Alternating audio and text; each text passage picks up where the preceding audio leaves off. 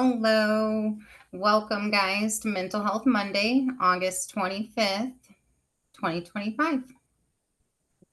Great. So thank you, Nicole, for welcoming everybody on behalf of NAMI Yavapai and NAPFC, Northern Arizona Peer and Family Coalition. I'd like to introduce our presenters. We have Libby Rich, who identifies as she, they. And Libby, my cheat sheet here. Libby is a senior peer support specialist based in Phoenix, Arizona, championing recovery at the intersection of behavioral health and marginalized communities and driven by lived experience. Libby empowers others through advocacy, empathy, and inclusive support. Libby, would you like to add anything to that?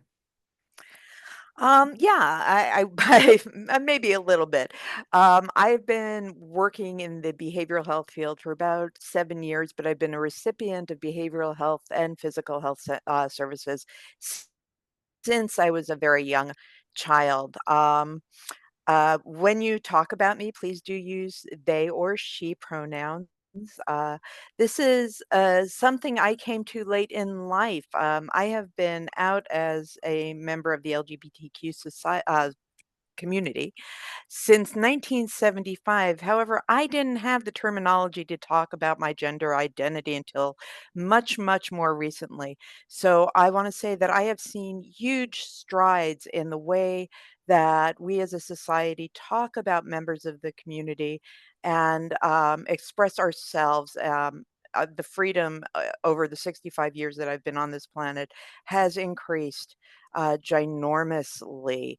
Also, to talk about things like our mental health challenges, our physical wellness, our ability to present ourselves as ourselves.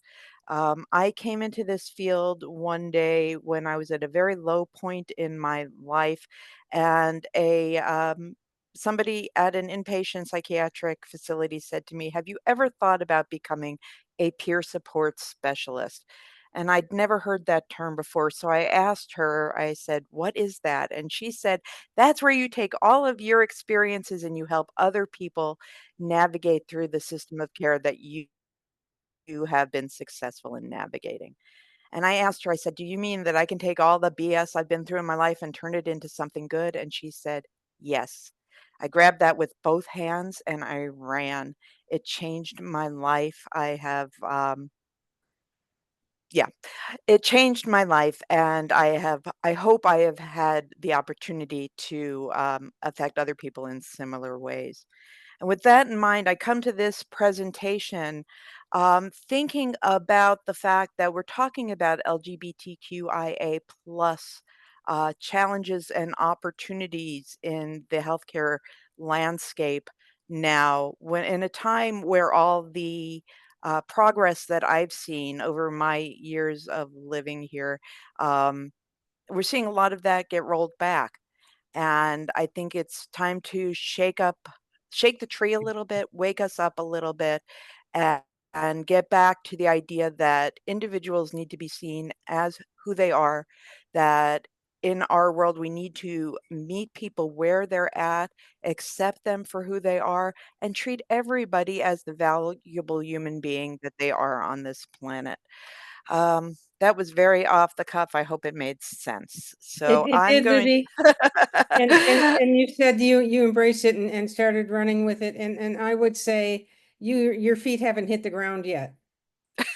You Yeah, are. and oftentimes I feel like I need a flight control tower, but all of the folks here, on the coalition, all of my wonderful friends and partners at NAMI throughout the state of Arizona and nationally are certainly, part of that team that helps keep me a little bit grounded, keep my head on the ground with my feet on the ground with my head in the stars.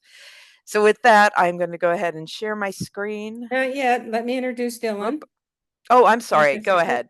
Okay, so the other presenter, welcome Dylan Wilder Quinn, uses the pronouns they, them, envisions a world where we heal from trauma faster than we create new wounds. They are the founder of Trans Intimate, Support Beyond Pronouns and Bathrooms, an organization that offers peer mentorship, facilitates support groups, and provides trainings rooted in lived experience and social justice. As a social worker, Dylan integrates healing from interpersonal trauma with addressing the systemic impacts of transphobia, homophobia, racism, albinism, classism, and other intersecting forms of oppression. Their work centers the survival and thriving of Two-Spirit and LGBTQ communities. Welcome, Dylan. Would you like to add anything to that intro? Sure, I can briefly add. I'll just yeah, on in the spirit, Libby, I just appreciate how openly you share. And for me, I recently got my official peer support certification as well. So I'm just really honoring the yeah, the joy of sharing lived experience. Um, for me, I'm based out of Flagstaff right now. I'm originally from Idaho, which folks might know of as a pretty conservative place. There is a lot more acceptance there now than when I was growing up there, but I ignored my body's cues for a long time, both around um, being attracted to women back when I was told I was a girl, and then um, also around my gender identity and what I was feeling more about, like not quite being a boy or a girl, but being really confused, and that resulted in a lot of mental health struggles for me. I had just gotten used to being chronically suicidal. I thought that was just a normal a normal thing for everybody. And then when I learned it wasn't, I was like, something maybe needs to change. And there was some other stuff mixed in there too. My family had a lot of instability, but it really was, once I had my mental break and like started healing from the rock bottom on up, I started getting my body for the very first time. And that's when I started to realize, oh, there's something going on around gender as well as sexuality. And this could be life changing in a scary way. It could be life changing in a beautiful way. And I think what happened was both. The truth was is it was both. But what's real is I could not have gotten to the point where I was thriving rather than barely surviving if I hadn't had community surrounding me, both allies and other trans and gender diverse people, yes, but really is also the allies that were so deeply healing for me because I'd gotten so used to harassment and discrimination that it was the allies that, in my body I was like, these are the people that should be harassing me or discriminating against me, and they're not. Instead, they're being kind and they're standing with me. Um, it was mental health providers, it was peers, it was a lot of different people that helped me get back up on my feet. And so that's why I do the work that I do, which is providing services to other Two-Spirit and LGBTQ folks in crisis, and also doing education like what we're doing today. I'm very grateful to be here because I really believe deeply in the power of community and the power of our ability to do all of this together. So, um, yeah, I'm about to get my master's in social work. Hopefully, if things all go as planned this year. We'll see what happens. um, and so, yeah, really deeply believe in the power of that mix of systemic change and peer support um, to help us all thrive a little more. So that's me. I'm grateful to be here. Thank you. Fantastic. Thank you so much. And with that said, for those of you who joined after we got started, this is being recorded, and the video will be available within days on the Nami Yavapa YouTube channel. Well, we'll turn it over now to Libby, who has the first of the two PowerPoint presentations for today. And go ahead and ask questions as they come up for you. You can put anything in chat if you'd like. Okay, I am going to go ahead and share my screen. Bear with me. I am a little tech challenged and I'm working from a not familiar place right now. So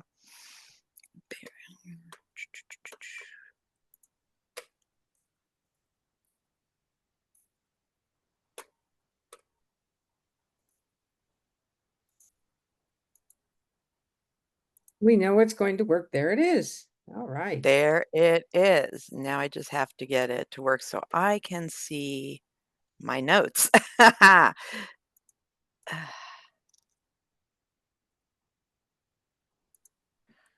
Okay. Sorry about this, folks. Having a moment.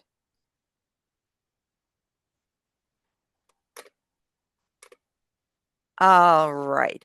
So today we are going to be talking about LGBTQIA+. Some people refer to this as the alphabet soup, but what I like to say is that this acronym encompasses all possibilities. We want to meet people as where they're at, as I said, and that is an infinite variety of human beings. I love that we use the rainbow as our symbol because it encompasses every spectrum of color, just as we encompass every spectrum of people. Let's see if my slides will move. Did my slide advance there? Not yet. Okay. There we go. Let's try this. We're there? Yep. Okay, so first we're going to talk a little bit about healthcare access. Right now, we are looking at financial barriers and prescription affordability challenges, not only in the LGBTQ community, but throughout the community that we serve. Um, but we're seeing larger discrepancies in that sorry about this. Hold on just a second. In the community, because of continued discrimination on other aspects. LGBTQ adults face financial hurdles in every area of life, in all of what we call those health-related social needs, housing, employment, um, access to opportunity, and all of this feeds into the accessing healthcare. Over half of LGBTQ adults report difficulty in affording their healthcare costs, and it leads people to skip going to those doctor's appointments. If someone is afraid of facing bankruptcy or homelessness because of the potential of high medical costs, they might skip those costs. You can see in this chart that 44% of adults in the LGBTQ community have resorted to skipping their medication or cutting down on their dosing. I can share from my own experience that I have a family member who has had challenges accessing their gender affirming care because of financial costs, and because of that has had physical and mental health implications by not dosing as prescribed in order to save money. The way we can address this is by talking about addressing systemic healthcare access challenges. Right now, we are facing a lot of those. Part of that comes from, whoops, did the slide advance there?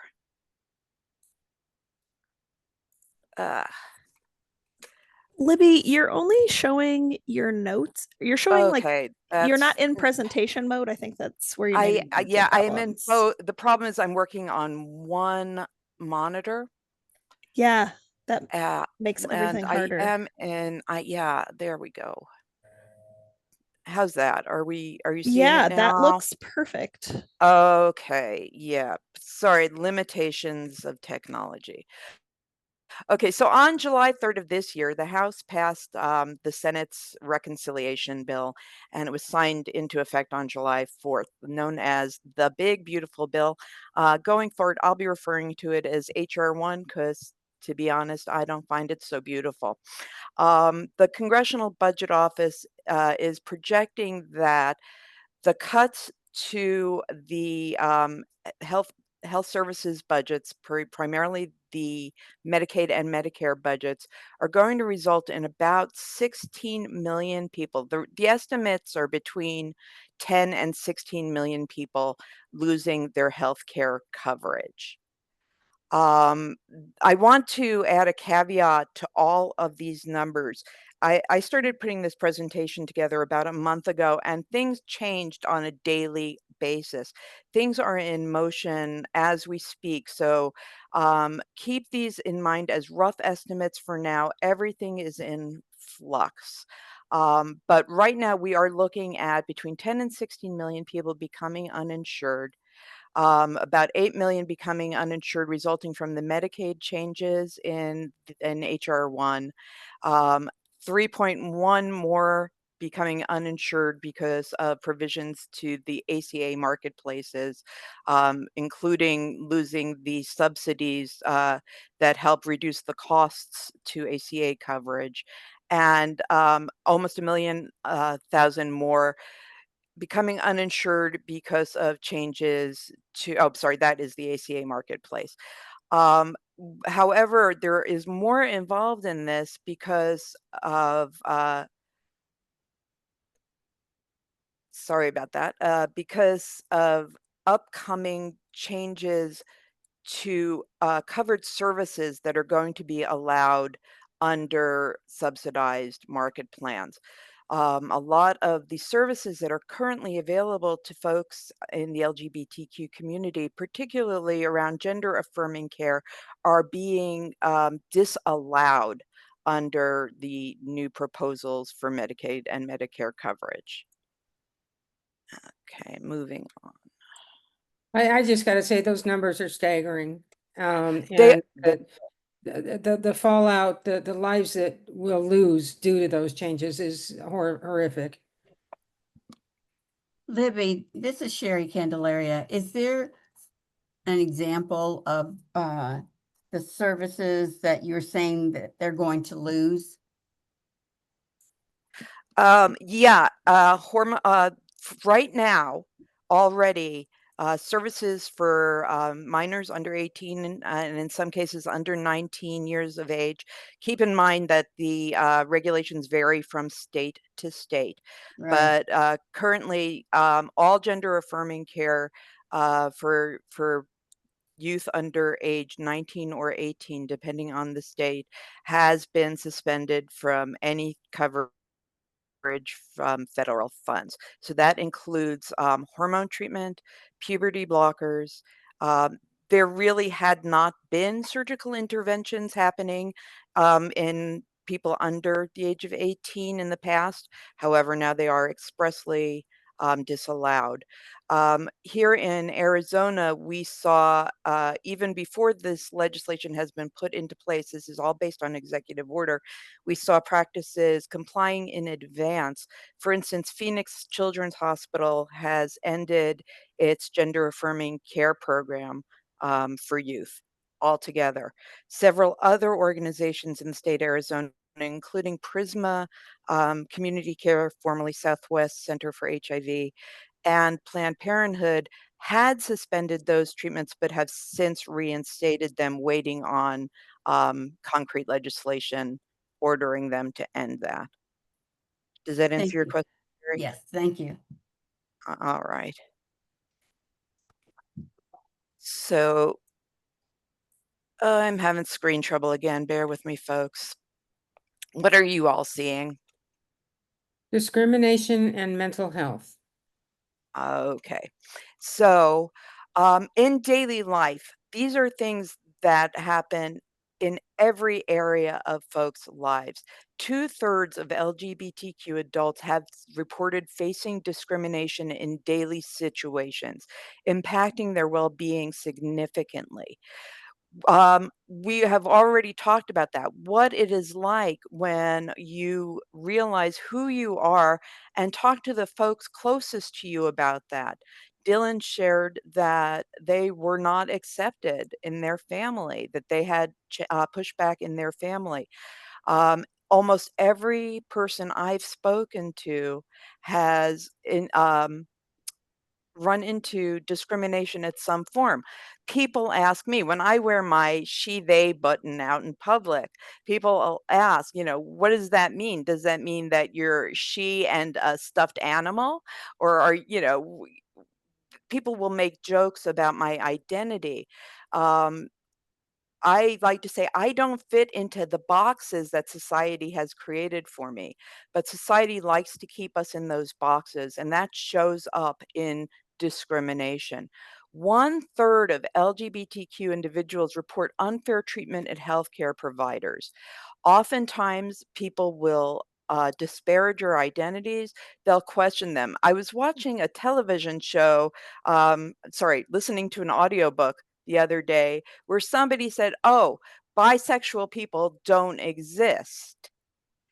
we are faced with erasure and mockery all the time. And we've seen not only in the LGBT community, but in any minority community that these levels of discrimination have impacts on both our mental and our physical health. They contribute to stark mental health disparities, with LGBTQ individuals more likely to report poor mental health, severe crises, and unmet needs for mental health services. Um, Dylan said that they thought it was just normal to feel suicidal all the time. I also went through that, and many of the folks who are told that who have this discrimination, um, feel we're made to feel less than, and that stigma becomes internalized. Sometimes we won't even seek help for the challenges that we're experiencing. We have seen that this discrimination in housing and employment leads to increased homelessness among the LGBT population, which I'll be addressing a little later in this presentation, especially when there are other intersections with other marginalized community. So every time you add a different marginalized identity to a person, it's like adding more weight to their shoulders. So homelessness among white LGBTQ adults is higher than among the general population. But then when you go into Black or Hispanic LGBTQ adults, the percentages get even higher than that. Um, when we talk about income intersecting all of that, obviously that's going to have more of an expansive challenge. Each of those marginalized identities build on top of another to create more weight. The thing that alleviates that weight is having those strong local support networks. We find that folks who are connected to community, whether it's peer, family, family of choice, or allies, um, have much better outcomes.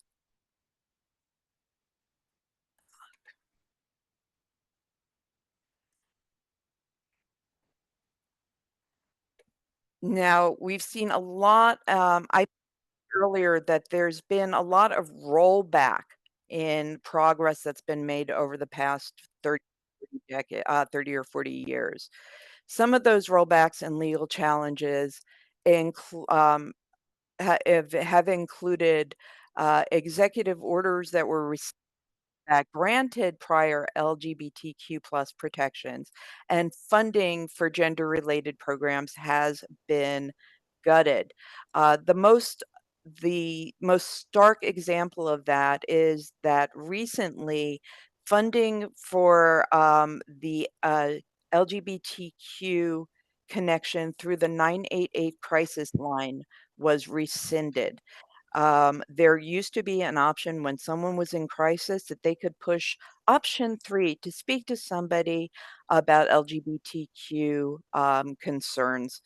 Uh, get Speak to a peer, right? We all know the power of peer support. When we engage with people who have similar lived experience to our own, we make those connections. We feel seen, heard, and understood. We might feel more comfortable speaking freely about our experiences. That outlet has been taken away.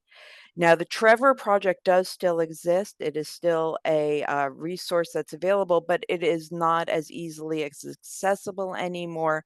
And other services have also been cut. Um, Whoops, sorry, did not mean to advance there. Uh, Libby, this is Lori. When they changed the 988 and removed that option, I think that is, I was really sorry to see that. I have friends in Canada who have reminded folks that their line is open and they take yes, calls. yeah.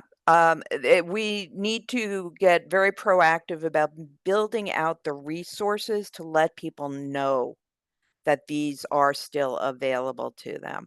And we also need to, rally around funding for the services that have lost their federal and state level funding. They're living on private donations alone at this point, and building awareness around getting the funding to those services, both here and also building awareness about services elsewhere, is going to be part of our action, our call to action here. We've lost funding also for gender affirming care and HIV programs. I was around during the beginning of the HIV and AIDS crisis in the 80s, and lost countless, countless people in my lives. To have come to a point where HIV is no longer a death sentence, to me, is an absolute miracle. But now we are backsliding on funding to provide that care to the people who need it. Legal challenges have followed, and I am really happy to say that we have had success in numerous cases. The ACLU, Lambda Legal, and other advocacy organizations have been aggressively fighting these new legislative rulings and executive orders that have been coming out of the states and at the federal level. And some of the successes we've seen include Orr versus Trump, which enabled accurate sex designations on passports for transgender, non-binary, and intersex individuals. Though I have a story to share that I just saw this morning about how that's going. Although the ban on updating passports to reflect people's true gender identities has been successfully overturned. I spoke to a member of the media this morning who had a heck of a time re-entering the United States from Canada because somehow or another in the TSA system, their gender had been reverted to their gender assigned at birth, even though all of their legal documents, including their passport, their driver's license, everything that they had, including the airport reservation systems, had their correct gender on it. They were able to be re-entered into their port of call.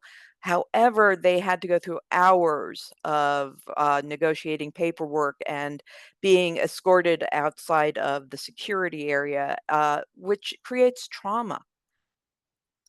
So we are pushing back, but the systems are slow to respond. Other cases we have had success in include Robinson v. Labrador, which challenged bans on funding gender affirming care and affirming medical rights for incarcerated individuals. There are challenges right now all over the country regarding the housing of transgender individuals who are incarcerated. Um, we'll see more of that coming day by day as more cases come through the system. In Robinson, we were able to affirm that the plaintiff in the case was able to receive the care that they needed while they were incarcerated. Whoops. Um, APHA versus National Institutes of Health ruled against unlawful termination of gender identity and DEI related research grants. That funding is still being held up, but should be released under that court order. I'm not sure. I believe that one has gone through the appeals and should be enacted in a timely manner soon. And then finally, EK versus Department of Defense Education Activity upheld LGBTQ inclusive school curricula against exclusionary orders. So this is talking about taking materials out of the schools that include LGBTQ characters or talk about any kind of non-heteronormative lifestyles, as it were. Let's see. Finally, let's see. Yep. These cases were all defended by the ACLU, and as I said, in Montgomery County, the curriculum was finally approved. Okay. The ACLU is currently tracking, and this is as of 2 weeks ago, the number might have changed, 604 anti-LGBTQ bills in the United States. So you can see that the attacks on the LGBTQ rights across the board in education, housing, employment, healthcare are under attack. But we do have organizations stepping up to defend them. Now let's talk about homelessness and the executive order. Um, we talk here, we've spoken about the Olmsted decision in this forum, in other APFC forums many times. This is a hot topic of conversation. The Olmsted decision in 1995 affirmed that the unjustified institutionalization of people with mental health disabilities constitutes unlawful discrimination under the ADA, which are protections guaranteed by the 14th Amendment. The orders push for the executive order that was put out last month pushes for institutionalization of folks who are living unsheltered. It sorry. Um, it disregards not only Olmsted, but I believe it's 5 other cases that have held that folks need to be treated in the least restrictive environment. Under Olmsted, we needed to develop community based alternatives to institutionalization, and this order absolutely turns that upside down. It directs federal agencies to make it easier to involuntarily treat people with serious mental illness as part of a bid to address homelessness across the United States. This statement by NAMI's chief executive sums up the more than 25 as of this date policy statements that have been issued by a wide variety of public advocacy groups against this executive order. It says mental illness is not a crime, and people with mental illness deserve to be treated as human beings with dignity and respect. And while we agree that homelessness is an urgent crisis in our country, to truly address the systemic causes of this crisis, we should be pouring resources into treatment to improve early access to care and investing in supportive housing and other wraparound services. This executive order explicitly calls for an end to housing first policies, which have been proven to significantly improve the outcomes of folks who are living on the street. I would ask everybody here, how can we address problems that we are facing when the first thing we have to address is our day-to-day survival, which means shelter over our heads, food on our table, health care to take care of our physical and mental health challenges. Unless those services are provided first, nothing can follow. And this would be a enormous setback. When we talk about LGBTQ youth and homelessness, we can see that LGBTQ youth represents up to, and it's probably higher because self-reporting is not always going to be accurate, 40% of homeless youth. Um, LGBTQ youth faces homelessness at 120% higher rates than peers. It comes from rejection from their family, um, coming out of foster care systems. The percentage of LGBTQ youth in foster care is higher than the general rate. The key causes, again, include family rejection. 68% of LGBTQ youth report being rejected by their immediate families, leading towards that either foster care involvement or homelessness. 12 to 30% 6% of LGBTQ youth in foster care report homelessness post discharge. There's no bridge between them aging out of the care system into an adult system of care. Risks have included shelter discrimination, where trans-identifying youth are turned away from shelters, being told they don't fit anywhere. Um, trans youth are 3 times more likely to engage in survival sex than cisgender peers. And mental health comes are reported as being 40 to 80% higher experiences of suicidal ideation than their non LGBTQ peers, and with between 25 and 67% having actually attempted suicide.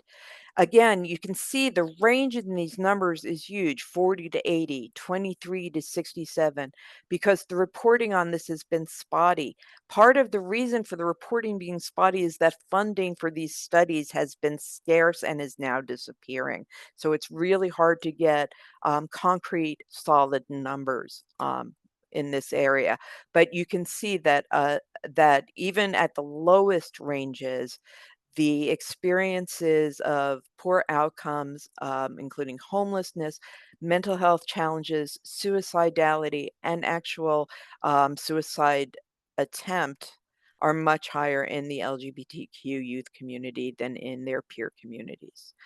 Uh, Advocacy efforts that can help here include focusing on shelter reform, inclusive education, and policy priorities like reauthorizing the Runaway and Homeless Youth Acts with LGBTQ specific provisions. Any questions so far before we move on? I cannot see my screen, so Lori, if you can let me know if there's any questions in chat, I would appreciate that.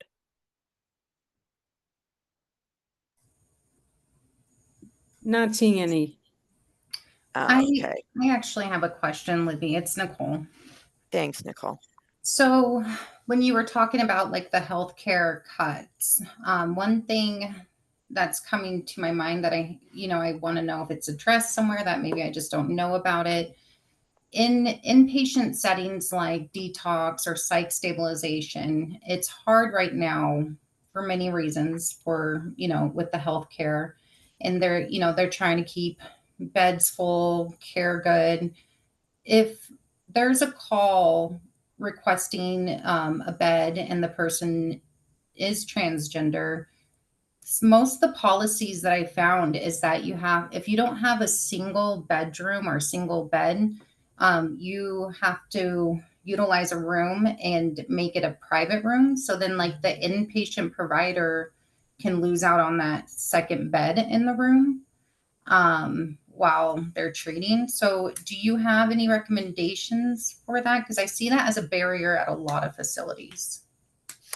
Are you seeing it as a barrier to the person seeking services or a barrier to the provider seeking billing? I guess it would be both, right? Because if the Yeah. provider doesn't want to, if they're not in a position to give up that second bed, but then that person seeking help is then losing out on multiple facilities. Yeah, I think it is an issue that that the community is aware of, because we do see many people being turned away from services because they cannot find a bed under those circumstances. This is something that needs to be addressed at a policy level. And at a policy level, as far as how do we house people so that everybody is receiving the services they are entitled to in a safe and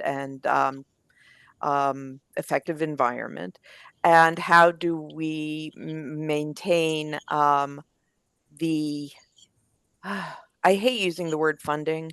I hate making this a dollars and cents issue, really, is what it boils down to, but it is one. So it has to be addressed from both ends, right? Mhm. Dylan, do you have a perspective on this?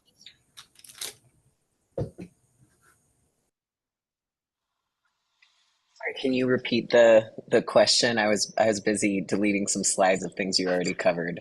Oh, sorry. You're So good. Nicole is asking about the tension between the general requirement that that trans individuals coming into inpatient crisis care need to be placed in a single room, and the tension that creates in reducing access to all folks, because it might cut a double occupancy room down to a single occupancy room. I'm talking about addressing it. It needs to be addressed and a internal facility policy restructure, as well as creating funding pathways to allow for those things Hmm. to Thanks, Libby. happen. Thanks for the update and thanks for the question, Nicole. Yes, what I would add to that. So I do a lot of professional development and trainings with shelters and inpatient facilities, and one solution we found is ideally in every city there will be one gender inclusive inpatient facility. Sometimes communities are too small for that, but it involves changing some of the intake paperwork to say to all clients, this is a facility that accepts transgender and gender diverse people. Are you willing to use the correct names and pronouns of people? Are you willing to be housed in the same room as somebody who's transgender? And then we get an idea of yes or no for both of those questions. Sometimes people opt out of getting services there if because of the gender inclusive nature, but what we found is that most people are actually pretty accepting and willing to accept services and use the correct names and pronouns. We even say like you don't have to believe that transgender people are real or that they deserve respect. We just here we need you to use the correct name and pronouns, and then we don't house folks in the same room as that trans person if they because that goes both ways. Both people would feel unsafe in that situation. And so, in that sense, we actually find that a lot of people are willing to be housed, and that lower bed rate is not an issue. And also, that trans person still has the social connectedness of having roommates, right? It's kind of like in prisons when we just put transgender people in solitary confinement to keep them safe, but they actually end up pretty mentally unwell as a result of the isolation. So, yeah, it's a bigger question. Obviously, I'm like talking a Mhm. mile a minute about it. I love this question, but I will say we can often get caught in the mental acrobats of like, this will never work, mental acrobatics of like, this will never work. And it actually has been possible in a lot of facilities, and it has been less dramatic than we thought it would be. It's more just proactively addressing it in intake and getting information about where people are at, and that will help develop accurate room assignments. That's a great question, Nicole. Thank you. I appreciate that. Thank you. Oh, And go ahead. this is Lori. The facilities that you're providing the training for, are they community behavioral health? Are they nationwide or just Arizona? Community behavioral health here in Flagstaff. Some federal funding. They have federal funding though, and they've just changed how they report it recently so that trans folks are hidden. Which, Hmm. again, it's some people are offended by the lack of visibility, but it's also a really strategic way for them to keep their funding and still continue providing services to everybody. Yeah, I'm Did really that answer your glad question? Sorry, go ahead, Libby. Yeah, I was going to say I'm really glad you brought that up about how organizations are massaging language, because that's one thing we can all look at is using our language a little bit more intentionally, um, both for purposes of should I yeah, for purposes of getting around some of this stuff. Let's just be frank, and also for purposes of education, because Dylan, your story about the fact that more people are accepting than we might have thought, that comes from speaking openly and honestly about lived experience, yeah? And realizing what you said about you don't have to change your mind about what you think about transgender issues. You just have to treat other people with respect, right? Reminds me of a story when I was teaching a peer support class and we were talking about gender diversity, and a young man in class folded his arms and put on his stern face and said, "I know what a man is and I know what a woman is, and nobody's going to change my mind." And I asked him, I said, "Well, what other people think about what a man is or what a woman is or what, which they are, change anything about what you think?" And the whole room kind of watched the light bulb come on over his head when he realized that what other people think about themselves has no effect on who he is. And I think when we talk about it in that way, people allow themselves to open their eyes a little bit more and see that as individuals, we can all have our own belief systems and our own perspectives and respect one another. Could I chime in with a quick anecdote of that? Of course. Sorry, I'm Kitch. I'm a peer certified support and recovery specialist and representing Televeda today. But when I was going through my class, I got teamed up with. So I'm a combat camera Navy veteran. I was a photographer, journalist for the Navy, and went several tours overseas. And the woman next to me was an Air Force combat camera. She was about 10 years older than me, though. So I was like, oh my gosh, we're gonna have so much in common. No, we didn't. We got teamed up in a particular assignment, and one of them was a fellow named Joe or Joseph was going to seek peer support, and he got in trouble for wearing a skirt. And then there were a couple other things about his attitude and adjusting his attitude. I don't know. It was through Arizona Complete Health. I don't know if you guys have heard that scenario too, or y'all. Sorry, y'all have heard that. I'm from Texas. I'm trying to get rid of saying y'all, and now I'm like you guys. But the person I was teamed up with was irate that a male was wearing a skirt, and I was like, "How are you here for peer support? You've got so much to learn, person." And it just really, I was like, that just reminded me of that the last story, and I was like, yeah. And then the instructors kind of framed it in a different way, that like, we learn what we can when we do the best with what we have, and she either come around or she won't, but she won't be a peer support for individuals, males who might want to wear a skirt, but she could help someone else in another way. And it was good to kind of frame it for me like that, because I was a little pissed, to be honest with you. And anyway, that's my 2 cents. And that just happened a few weeks ago, and I'm like, oh my god, right? Anyway, I'm gonna turn my camera off. I'm camera shy. Thank you.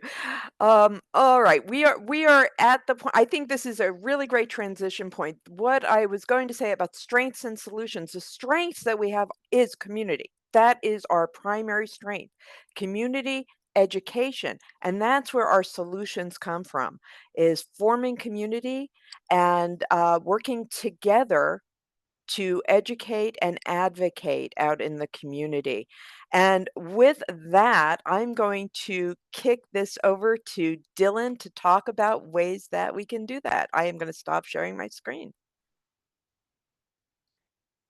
And now I can see everybody. Thank you all for rolling with my technological challenges today. Appreciate it. Thank you so much, Libby. Yes, thank you, Libby. This is amazing. It's so fun to literally just like delete half of my slides. Thank you for being, oh gosh, we don't.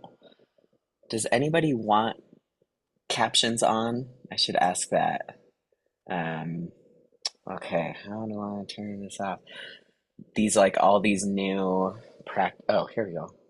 There we go. Okay, great. If that changes and folks need that for accessibility, just say the word. Yeah, Olivia, I just appreciate what a thorough job you did and outlining not just the overall stress that we face as a community, but also what's happening right now in 2025 and how that's affecting folks, especially with peer support. What I've noticed is a really strong uptick, not just in the number of folks that are facing these stresses and having mental health struggles as a result, but also the acuity. So just the intensity of the crises that folks are going through, whether or not they're not just struggling with something that got passed and how that might affect them, or harassment that's increased. It's also like, now I'm homeless, now I lost my job, and that's suddenly seen as more acceptable right now. Just the intensity of how many things people are facing at once has increased quite a bit. So thank you for covering all of that. Okay, let me get y'all to the side of the screen so you're not, so I can see this. So just very briefly, our organization is called Trans Intimate, Support Beyond Pronouns in Bathrooms. We envision communities where people of all gender and sexual identities thrive. I need to update that. We moved into supporting folks of all sexualities as well. We provide care, mentorship, and referrals to foster resilience for transgender and gender diverse people in everyday challenges and crisis situations. We really prioritize intersectionality and making sure that all parts of a person are honored. We also try to prevent future crises through education, like what we're doing today. We educate our cisgender allies to repair after conflict, interrupt transphobia, and create gender affirming spaces at the personal, organizational, and policy levels. So some of the ways that we do that, we provide parent groups, like parent and family support groups that involve a lot of education. We provide support groups that create community and socialization for transgender and gender diverse folks, sexually diverse folks. We have youth support groups up here in Flagstaff now for the first time, which we're really excited about. We provide post-crisis or crisis prevention support. I only put that in quotes because people get to self-define what a crisis is. And so we try to create there's no wrong door to come in. Please just come in for support. We do professional trainings with organizations, one-on-one consultations, and we also have online courses available. So to start, this is at this point just a brief review because Libby did such a thorough job, which I really appreciate. Why are sexually and gender diverse people more likely to have mental and physical health struggles? There's now a model out that started with sexual diversity. It's called sexual minority stress, and now there's also one called gender minority stress. You might notice, especially if you have other marginalized identities as well, for folks in the room, whether you're a person of color from a racially or ethnically diverse background, if you have neurodivergence or disabilities, if you've been in poverty before, you might notice like, hey, I actually experience some of these stressors too, even if they're not gender specific. And so just invite you to like really notice if there are any memories coming up or any body sensations to care for that. And it's real. These stressors affect all people from different marginalized backgrounds. Academically, it's called minority stress. I know the word minority does not resonate with a lot of folks. It feels really problematic for me and for other people. So bear with me while I use that word because that's what the academic literature uses. This has also been called LGBTQ related stress. So if you prefer that, that can happen as well. So experiences from outside of our bodies that are stressors, these are all the ones on the left-hand side of the screen. So some of the things Libby already went over. Discrimination, like losing your job or housing because of your gender or sexual status. Rejection, so losing your family, losing peers, losing a romantic partner. Victimization, so that's physical, that's either threats of violence or physical violence. Sexual violence, and then non-affirmation of gender identity. This is one of them that actually happens quite frequently. That could be just getting someone's pronouns wrong, not using their name, their chosen name. Many of us who are allies, which I'm guessing is most of us in the room, are either part of the community or strong allies. We don't normally show up to trainings like this if we don't already believe in some level of support. We're not trying to get folks' gender identities wrong. Kitch, you had a great example earlier by saying y'all. People often think I'm from the South, which I know Idaho wants to be a part of the South, but we're not. But I started using y'all and you all, I guess, sometimes when I'm trying to be more professional, but y'all is my go-to. People often think I'm from the South, but it's a great example, Kitch. Thanks for bringing that in, of a way of being gender inclusive. And that's a way of affirming someone's gender identity. Calling someone a woman when they identify as a woman is a great example of affirmation, and it can go a long ways to helping people's mental and physical health. Um, the next column here is stressors that come from within our body. So over time, these external stressors, the discrimination, the harassment, it starts to result in LGBTQ folks and Two-Spirit folks believing that there's something wrong with us, right? So I was saying earlier, I've been suicidal for a huge chunk of my life, and then now I'm not anymore. But it took a long time to believe I was worthy of being treated respectfully and well, or worthy of connection, worthy of a partner, worthy of love. And that's because people hated on me so much that I started to hate myself. And that's a pretty normal thing for us all to face. Negative expectations. We don't see a future for ourselves. We don't see ourselves thriving in any way. And then concealment, hiding who we are, whether we have a different sexuality or a different gender, trying to hide that causes an immense amount of stress in our bodies.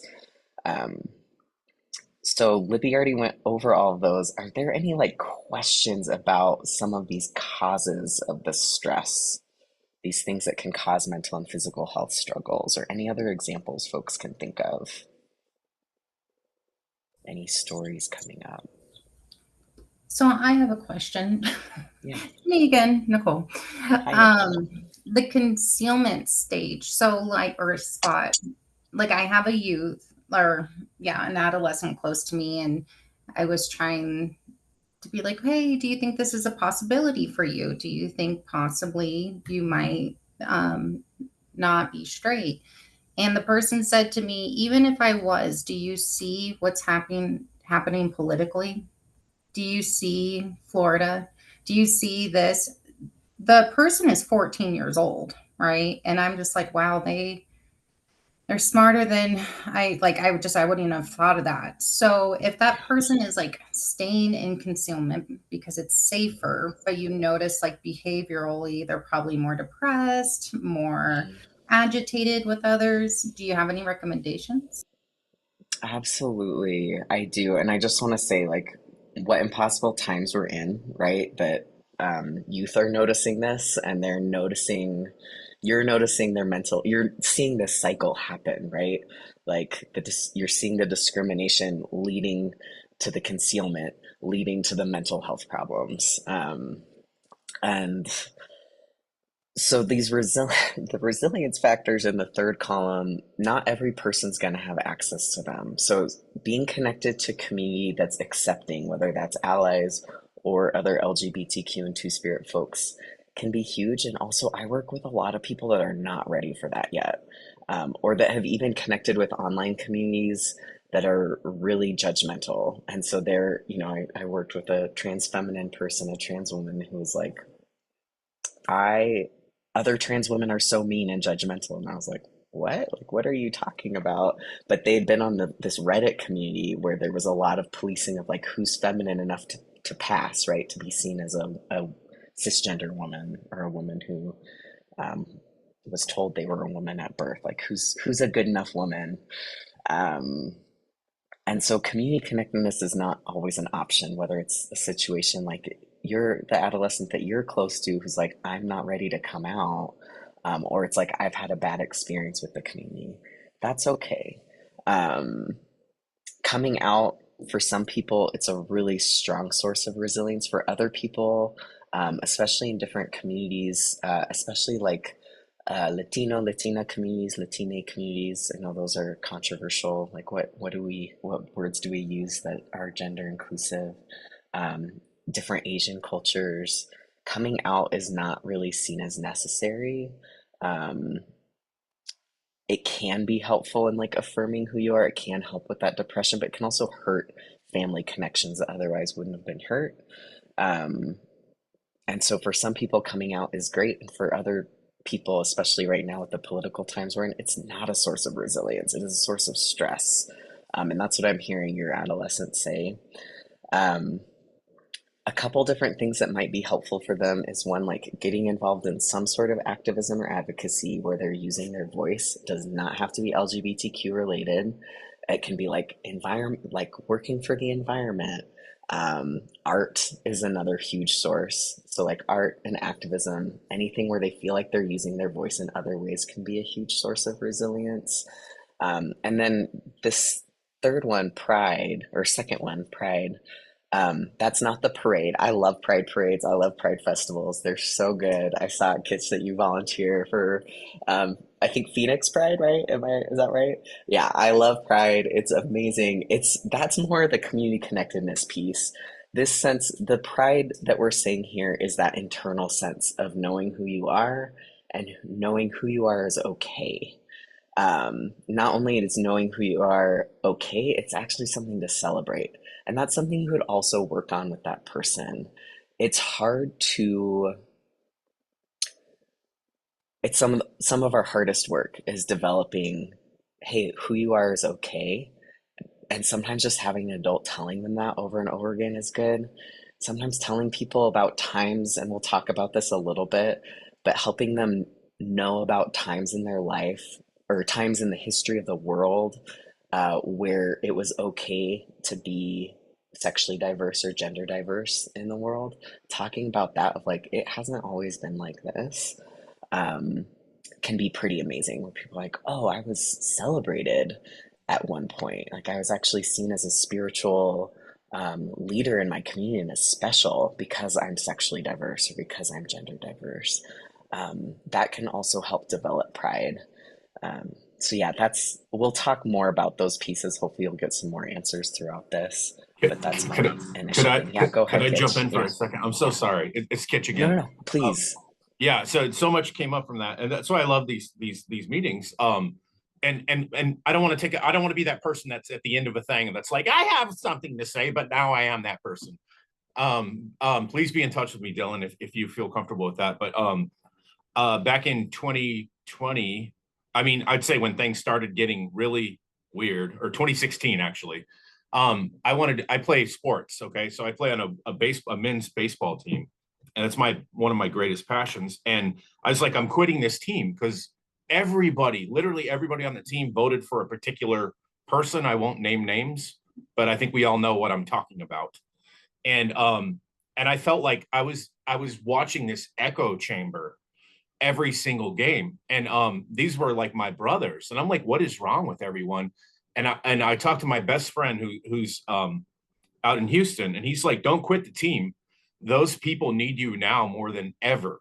You need to be that dissenting voice when like, hey, you can't talk about women like that. And a lot of that's the case. Hey, stop bringing beers to the game. We're playing, or like so many things. And most recently, and I was like, you're right. And I have been that. And I'm sort of like, I am one of the leaders of the team, but I'm still ostracized socially in a way for speaking up about justice and truth and kindness and fairness and equality. And you know what? That's my role I've picked. I've always been this way, and I go in full force. But most recently, and this is what I'd love to talk to you about, Dylan. You clearly have more insight. And I took a screenshot of this, what's up on the screen right now. Thank you for that. And let me make sure I took it actually. Yes, I did. Okay. So most recently, we have our first transgendered umpire. Her name is Cami, and she's in her 60s, and finally had the courage to be her true self. And now with what's going on, they constantly say mean things about her, but not to her. And so I would love if your organization had, maybe I think I need a little more knowledge about, because I only have one transgendered friend, and she's living her best life and is open to all questions. Cammy's not the umpire who I've grown close with, and I want to teach these boys, these men. Sorry, they're not boys, they're men. How to just understand that. What does this have to do? I think Libby said it earlier. What does this have to do with your life? How is this hurting you? And how can I make these people, I don't want to call them idiots, but I did say that word. How can I make that's so wrong of me to say that. These ignorant people understand that it's not hurting them. And Yeah. maybe we could chat about that later. And that's my 10 cents. Going to turn my audio off. Thanks, Kitch. I appreciate your heart so much. There's so much richness in what you just shared. Even just catching yourself saying idiots and being like, wait, I'm dehumanizing them the way they're dehumanizing other people. I don't want to do that. Also, that's hard work to not dehumanize when we're being dehumanized or other folk. It's really hard work. This piece that you brought in, there's probably 2 million types of advocacy, but like I at least see two here, which one is like learning to stand up for ourselves, which like, yeah, with Nicole, your adolescent, like them learning to stand up for themselves might be a huge source of resilience. So it's some of the hardest work we can do, learning to speak out when we ourselves are being dehumanized. And then there's this other piece, which is how to stand up for others when we see them being dehumanized. And Kitch, I'm hearing you be like, okay, I'm going to hang out in this group that maybe I don't feel that great about. Both are really hard work. I do think it tends to fall harder on the people when they themselves are being dehumanized. And that said, it is really hard work to be that sole dissenting voice. Even if you're not the one, even if you're not a trans woman, it is still really hard to stand up for that trans femme trans femme empire. I wish that sounds great. Trans femme umpire. It's hard to be that one person where you're also being socially ostracized, and finding the self care and community care and the community support to be like, good job, Kitch, keep doing it, keep doing it. It's immense, and for me, that's where I love community, because I'm like, let's all do this together, because I know it's really hard. Tell the parents that too. I'm like, I know it's really hard for you to navigate your trans kid being bullied. Like it lands on you very hard too. And to just be like, oh, you're not trans, so deal with it. Um, I do hear some folks taking that approach. Like, Kitch, it should be easy for you, but it's hard. Becoming socially isolated because you're standing up for what's right is really hard. And I imagine just treating Cammie, I think is the umpire, treating her with dignity every day, like talking to her, asking her about her whole self and how she's doing, and just like modeling humane treatment of this person could actually go a really long ways. Um, like treating her like, hey, you're normal, you're a part of our community too. More so than even trying to convince them, the folks that don't agree that, trans people are people, could go a really long ways. But yeah, thank you for bringing that in. Yeah, thank you. Um, Beautiful. Great. I was gonna say we've already had a really rich conversation. We're a few slides in. We'll get to what we get to. Lori, I just want to check with you on timing. How close to 11:30 can I go? Do you want me to stop at 11:20? What do you want from me? If you can stop at 11:25, Okay. will be good. Okay, great. That sounds good. I love the discussions. I think they're more important than me getting to all my content. Um, so please keep the questions coming. Um, Again, Libby already addressed this. We're more likely to have intersecting identities, and then we're more likely to have a lot more stressors as a result. Um, we're 3 to 6 times more likely to be autistic, twice as likely to be disabled or have chronic illness. We're more likely to be survivors of child sexual assault, and we're more likely to be racially diverse and surviving racism in this world. So we're not just facing the stress from the gender piece or the sexual piece, there's also usually other stressors as well that we're surviving. Um, so let's talk more about the strength and resiliency piece. We've already gone in pretty deep. What do y'all think are some more examples of strength and resiliency for Two-Spirit and LGBTQ plus folks in our history, for example? These can be like personal strengths that you have seen Two-Spirit and LGBTQ folks, or maybe you yourself have found certain strengths exist in you. And also maybe like some historical or community strengths of our whole community. What have we shown? What do y'all think? And these are things that you can use when working with folks as well. And there's no wrong answer. Guesses are totally fine.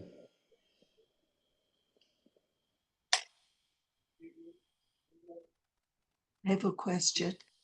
It's Yeah, go ahead. Carmen. I don't know what Two-Spirit means. Cool. We'll talk about that in a little bit. Thank you. Thanks for the definition piece is important. Two spirit is a native and indigenous term for people who are either gender diverse or sexually diverse or both. So it's only used by native and indigenous people, or it should be anyways. Sometimes non-native folks take it on, but it tends to be seen as disrespectful. But it's celebrating not just the gender and sexual it's not just saying like, oh, I'm gay, I like other women or I like other men, or I'm gender diverse in some way, I'm transgender. It's also saying there's an important cultural role that I hold in my community. Yeah, thank you for asking that. Dylan, to answer your question, I think, and I could be wrong, but because I'm very new to the trans community, so like I know a big thing is chosen family. Am I on the right track there? Yep, you're on the right track. Yes, so chosen family, when we either face rejection from certain friends or from family, or when there's just that fear, if you're not out yet, you don't know if your family will um, accept you or not. Some like finding other people who are like-minded who will take you in as your full self is a huge source of resilience. Yeah, thank you. Any other guesses or ideas? No pressure.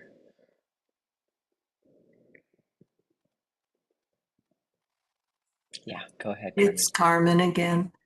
I think one thing is to recognize that it's a process that, for instance, for me, it's learning through my daughter and my daughter-in-law. Okay. It's a learning process. So family may start out joking or whatever, but they can move to learning more and understanding. Mm-hmm. Yeah, thank you. Yeah, so patience, so teaching patience with the process, whether if you're working with family members who are struggling or if you're working with a two-spirit or LGBTQ person who's struggling with their family, sharing that story of like, hey, sometimes it takes time for us to fully understand and learn how to be supportive. Yeah, that's huge. Thank you. Beautiful. Um, we'll talk through a few more. One of these, which I already got to a little bit with your question, Nicole, about your adolescent.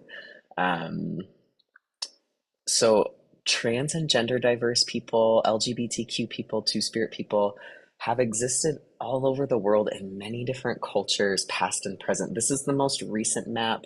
It's changed quite a bit. They're always finding out these are historical cultures, indigenous cultures, native cultures to each of the areas that have actually celebrated and lifted up um, gender diverse and sexually diverse people.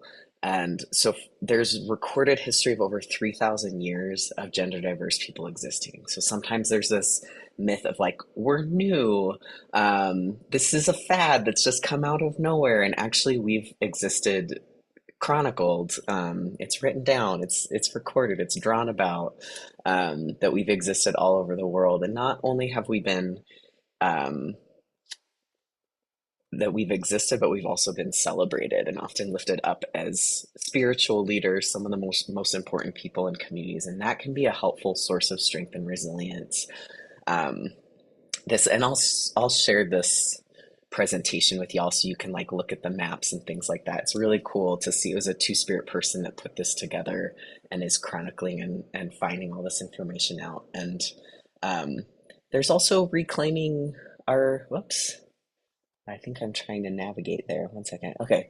There's also reclaiming history. So this is an art by a non-native person named George Catlin in 1837. And this person in the middle, I don't know if y'all can see my mouse or not. Okay, you can see it. This person is a trans feminine person, a two-spirit woman. So she was born, she was assigned male at birth. Everyone thought she was a boy, and she's a woman. And there were these feasts and celebrations that would happen when someone would come out as what we now know today as two-spirit or as trans feminine, though the words are different in many different individual cultures. There's these feasts and celebrations. It's seen as a source of luck and good fortune when a gender diverse person comes out. It was seen as bad luck when there were no two-spirit people in a generation. It was seen as bad luck for that tribe. So um, as you can see, this white person who is a colonist, his depiction of it is kind of like everyone's like joking and laughing, and like it's not actually a respectful portrayal. And so, another source of resilience, this is Kent Monkman, who is a Creed Two Spirit person in 2020. They redrew this picture to be more spiritually accurate and a little cheeky. This person, I think, I can't remember the name that they gave this person. I know it's Miss Chief, is the trans feminine person. I think there's a longer name that's even cheekier. But you can see the people of her tribe is like actually celebrating and excited, and they're actually giving the true honoring dance that is actually accurate of like historically what used to happen. And so you can see in this process historically what's happened. Um, we actually know now that the gender and sexual what's the word, like the gender and sexual diversity is the respectful way to say it, but it was said really deviance, that's the word. The deviance of indigenous and native people across this continent, this land, was actually one of the justifying reasons for genocide, and one of the justifying reasons for the missionaries and for the boarding schools. It was to tamp down gender and sexual diversity, and that's documented. So we can see kind of the foundations that this nation was built on, and kind of how we got to the culture that Libby's bringing in today. But by reclaiming these stories and talking about the resilience that does exist, that's one of the ways that we can continue to counter this narrative. It's actually not all, we're not just the suffering. We're not just the discrimination. We're not just the harassment. We've also survived that for hundreds of years. And so that's true as well, right? And so bringing that in to your peers' life or your clients' lives can be really helpful. Let's see, I'm just going to check the time. So really briefly, and then I'll also send you out, Lori, I have like a basic like definitions PowerPoint. It's 25 minutes long, which can seem like a long time, but for folks who are like, I want more help with just like definitions and pronouns, I can send that out as well so folks can look at it. Sweet, I see you, Carmen. So we'll just have a brief discussion. You're working with a 15-year-old teen who's Yavapai and Dene Navajo. They're assigned female at birth, or AFAB, so they were told they were a girl by the doctors and by their parents. They've recently come out as feeling transmasculine or possibly gender fluid, like their gender is changing. They're figuring out their gender still. Their family's been very supportive. Their larger community is not. Their school principal and teachers have disciplined them multiple times for acting out in school. They've reported more trouble sleeping and eating, and feeling motivated to like do their homework, their chores at home, things like that. So we see many levels of that minority stress or LGBTQ related stress at play. I'm curious, like, how might you help this team notice and build their strengths? So what might be some individual strengths or strengths of their culture that you could draw on?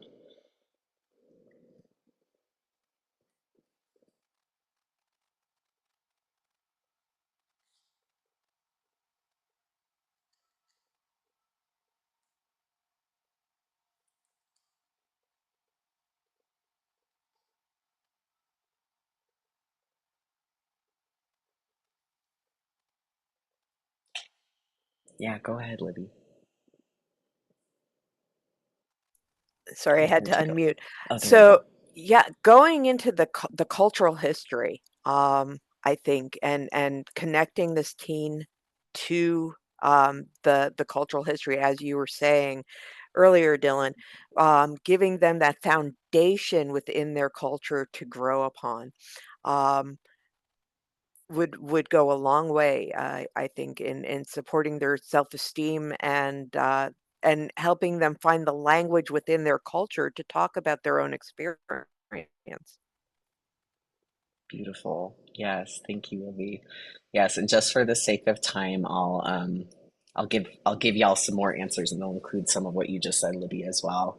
Um, so engaging them in activism and advocacy might be helpful, or just advocating for them with them around so they can see how it's done. Like just seeing an adult advocating for them can be so powerful, where they're like, oh, something else can be different besides harassment. So education at their school about the LGBTQ related stress, right? About, hey, this kid is going through more than just like acting out, right? Um, Encouraging them to learn more about their two-spirit ancestors. Wewa and Lozen are both great examples that folks can look up. Connecting with local community members who are two-spirit or who are Native and not all Native and Indigenous folks identify as two-spirit. That's important. Who are part of the LGBTQ community. Just follow whatever words people use for themselves. That can be really important. Um, but like engaging them, telling them about two spirit powwows, like the ones in Phoenix, can be really nice. Working with them to work through whatever internalized stigma is coming up. So they're told they're a bad kid for misbehaving at school. They're going to start learning that they're a bad kid, right? So how to keep telling them, hey, you're not a bad kid. You're just going through hard times. It's okay that you lose that you lose yourself a little bit. That happens at times. Okay, see, it's 11:26. So yeah, connecting with other community members. Um, Another one that I didn't put on this is like they had the strength to come out to their family. They had the strength to realize who they are.